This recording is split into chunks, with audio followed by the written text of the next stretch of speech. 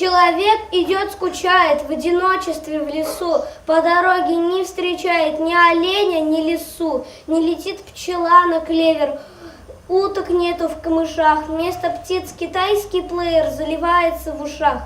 Не цветет в траве фиалка, рыбы нет в глубинах рек, слева свалка, справа свалка, посредине человек.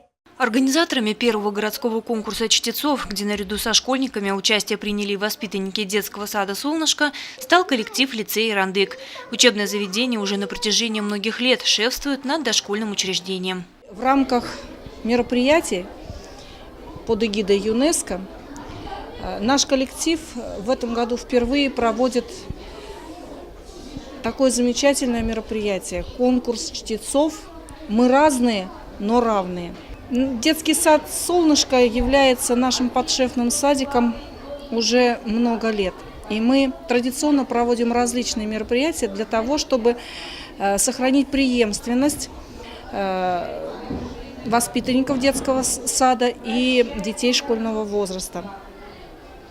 Наши учителя и воспитатели детского сада проводят спортивные соревнования вместе, проводят День открытых дверей. Наши ребята бывают в садике на мероприятиях разного уровня и разной тематики.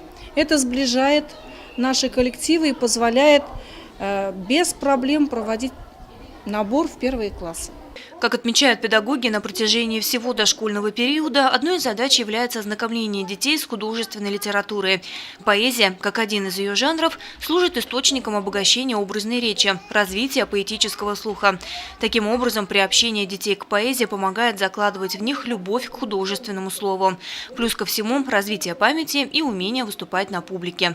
В этом и убедились организаторы во время конкурса чтецов. Я готовилась очень долго, я лежала, болела, готовилась. Стих я буду рассказывать про нашу республику, про Башкортостан. Несмотря на то, что для многих ребят этот конкурс чтецов стал первым в жизни, все выступили достойно. Ну а лучшие ораторы получили заслуженные награды. Большой России многоликой Башкортостан живет великий. Второй российский регион, в пятерку лучших входит он. Ляна Кириллова, Гуль Хамитова, Али Кадыров, Любовь Карпова, телекомпания СТВ.